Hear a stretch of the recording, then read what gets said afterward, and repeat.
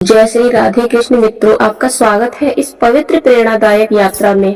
प्रभु श्री कृष्ण से प्रार्थना है कि जो भी इस वाणी को सुन रहा है उसके जीवन में उसका आशीर्वाद बना रहे और हर कठिनाइयां दूर हो जाए।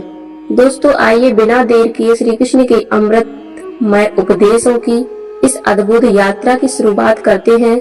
श्री कृष्ण कहते हैं, ईर्ष्या करने वाला व्यक्ति यह मान बैठता है कि उसका जीवन दूसरों के कमतर है, जबकि सच्चाई यह है कि हर व्यक्ति की यात्रा में परिस्थितियां भिन्न होती हैं।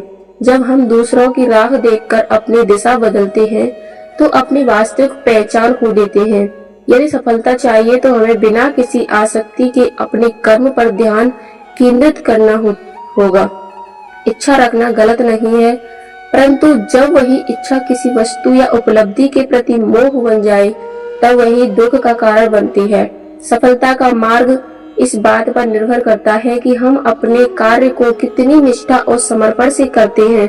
जो व्यक्ति बिना फल की चिंता किए कार्य करता है उसका पूरा ध्यान प्रयास पर रहता है, न कि परिणाम पर। जो केवल परिणाम के मोह में रहता है वह प्रक्रिया से कट जाता है और अक्सर असफलता होता है। सफल वही होते हैं जो हर दिन स्वयं को पहले से बेहतर बनाने का प्रयास करते हैं। जो लोग दूसरों की सफलता देखकर हताश होते हैं वे अपने मार्ग से भटक जाते हैं। याद रखें, किसी की सफलता आपको रोक नहीं सकती और आपकी मेहनत किसी व्यर्थ नहीं जाती। बिना आसक्ति के कार्य करने का अर्थ यह नहीं है कि लक्ष्य ही ना हो, बल्कि इसका मतलब यह है कि प्रयास के सर्वोपरि रखें और फल की चिंता से मुक्त रहें। ईर्ष्या से बचने का सबसे अच्छा तरीका है अपने सफर पर ध्यान देना और दूसरों से तुलना छोड़ देना। जब हम किसी की उपलब्धि से प्रेरणा लेकर अपने काम को और निखारते हैं तो हम भी आगे बढ़ते हैं। लेकिन यदि हम चलन में आकर आत्मविश्वास खो दे तो यह हमारे लिए बेड़िया का काम करती है। गीता में श्री कृष्ण स्पष्ट कहते हैं, ईर्ष्या करने वाला व्यक्ति मन की शांति खो देता है और सच्ची खुशी से दूर हो जाता है। उन्होंने अर्जुन को समझाया था कि मनुष्य को केवल अपने कर्म पर ध्यान देना चाहिए, दूसरों के फल पर नहीं।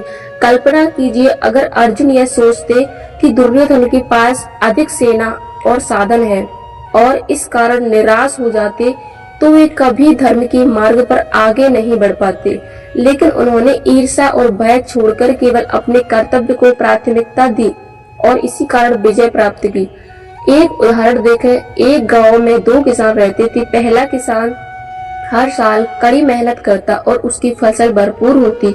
दूसरा किसान भी मेहनत करता लेकिन उसका ध्यान असली फसल से ज्यादा पड़ोसी की फसल पर रहता।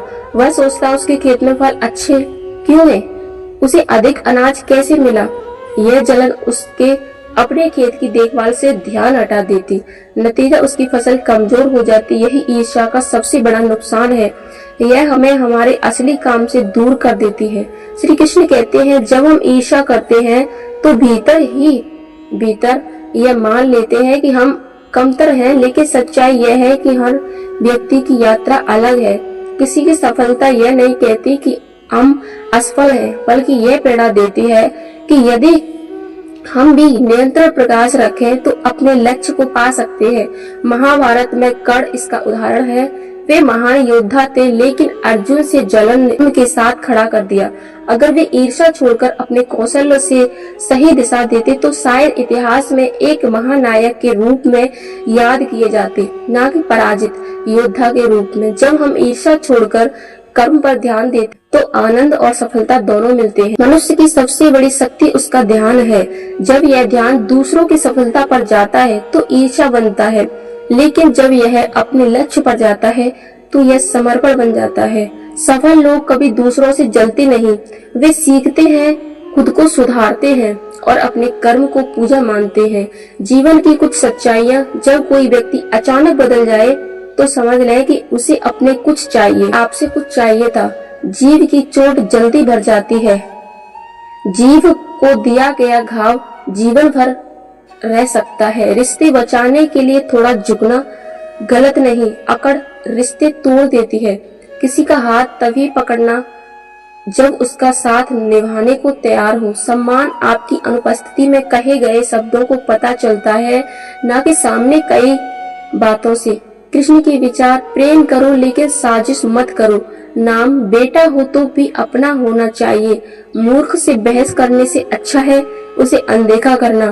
खुद को इतना मजबूत बनाओ कि किसी के बदलने से फर्क न पड़े। सच्चाई यह भी है, सब कुछ ठीक होते हुए भी कभी कभी मुस्कान खो जाती है। दुनिया ताकतवर से सलाम करती है, लेकिन दिल की दौलत दुर्लभ है। जो अपनी सोच नहीं बदलता वह कुछ भी नहीं बदल पाता। श्री कृष्ण कहते हैं, प्रेम सब कुछ सह सकता है लेकिन उपेक्षा नहीं। दूसरों की भावनाओं का सम्मान करो। आत्मसम्मान के साथ जीना ही असली पहचान है। चार लोगों से दूर रहो, झूठे, अपमान करने वाले, इस्तेमाल करने वाले और गिरने की कोशिश करने वाले। जीवन का सार समय रेत की तरह है, इसे हाय फिसलने मत दो। बीता समय लौट कर नहीं आता।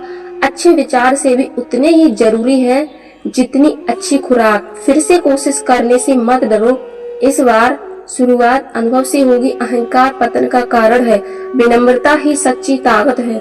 हर चीज का एक समय होता है जो कभी नहीं मिला, वह सही समय पर मिलेगा। धैर्य रखो, कभी भी जल्दी निष्कर्ष मत निकालो।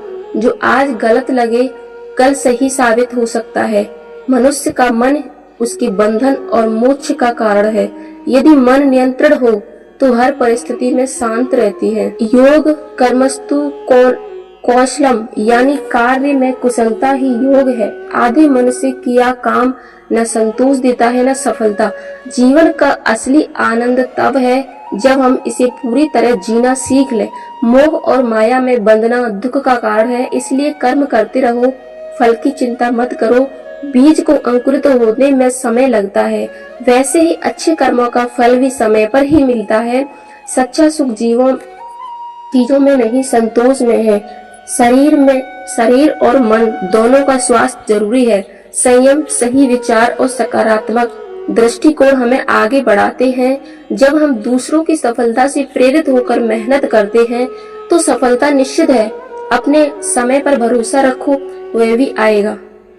ईर्ष्या छोड़कर यदि हम अपनी कर्म और आत्मबल पर भरोसा रखें तो जीवन की हर कठिनाई आसान हो जाती है। मेहनत, धैर्य और सकारात्मक सोच से मंजिल अवश्य मिलती है। यही श्री कृष्ण का संदेश है। अपने कर्म पर विश्वास रखो, फल अपने समय पर मिलेगा। जय श्री कृष्ण।